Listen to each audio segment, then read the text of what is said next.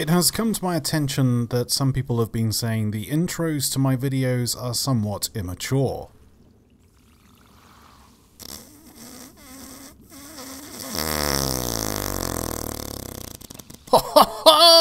Did you hear that?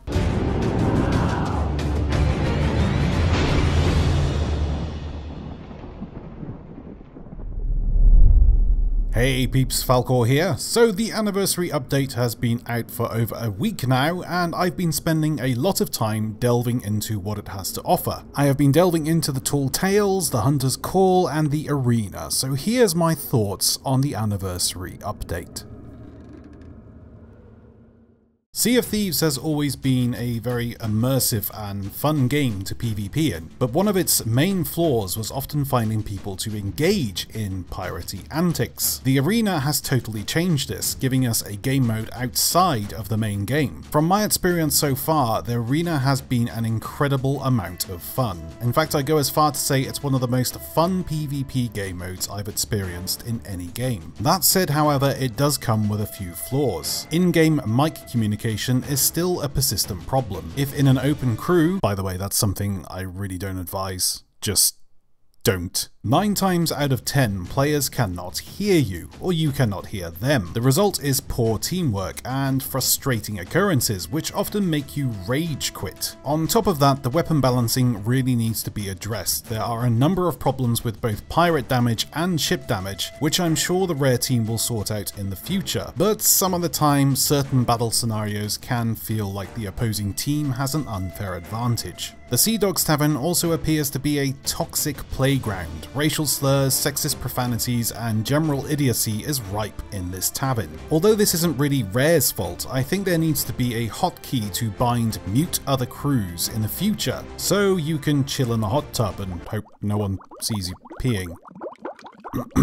But as a day one new game mode, the Arena is a total blast, especially with friends, and I look forward to see what they do with it in the future. I definitely want to see different game modes being added in the future with different ship sizes apart from just the Galleon exclusive. Last ship standing, races, rowboat PvP, and other silly game modes to help spice up the battles.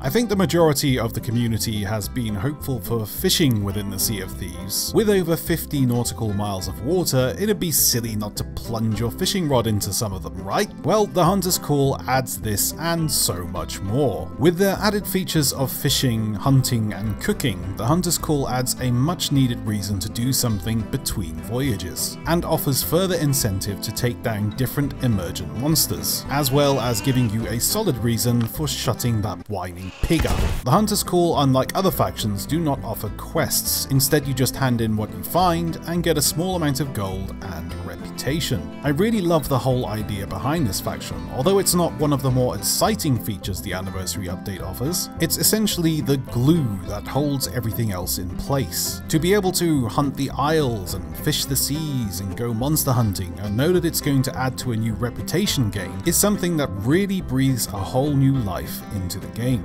Although the world has always been beautiful up until now, it seemed rather stale and barren. But with the Hunter's Call, every sea and every isle offers an opportunity for that extra little bit of gold or a little boost to accommodation you are after. It really is the Pokemon Go of Sea of Thieves, and I love it. The only downside to this new faction is the rate at which reputation is gained. At level 30, it can sometimes take me an extra day just to fill 20% of my progress bar. Although that's not really a bad thing, as like other people I do enjoy a good grind. But it does mean that choosing this faction as one of your 3 to get to Pirate Legend isn't really a feasible idea. The Hunter's Call is definitely a faction you will be leveling up last.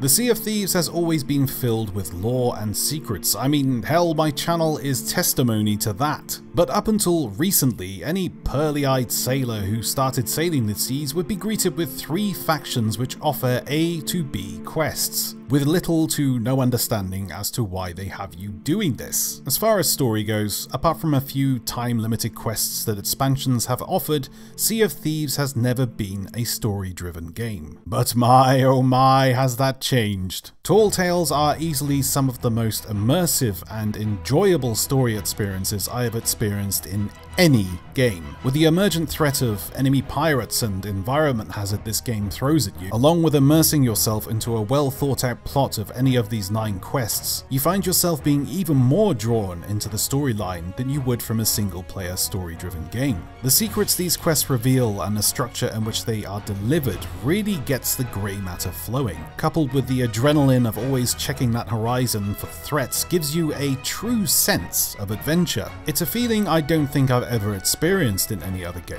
It truly is unique to Sea of Thieves. You could say it's the Sea of Thieves feeling. The team have obviously put so much love into every single one of these slices of adventure pie, and it really shows. Each quest gives you a totally different emotional response, which often have you quaking in fear or developing a little pirate lump in your throat from emotion. My only gripe with these quests, however, is the puzzle vaults. Don't get me wrong, I think the puzzle vaults are fantastic, but far too many of these quests often end in yet another generic puzzle vault, and once you've done a couple, they start to begin to feel a little stale.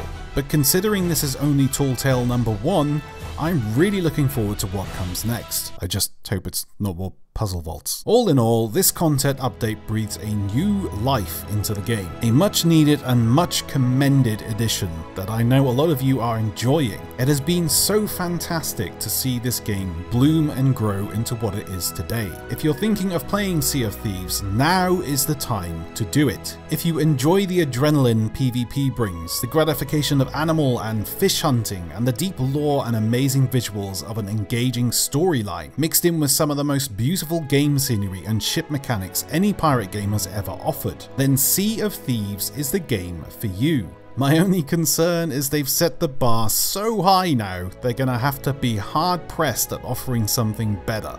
But I have faith in Rare. They know what they're doing, most of the time.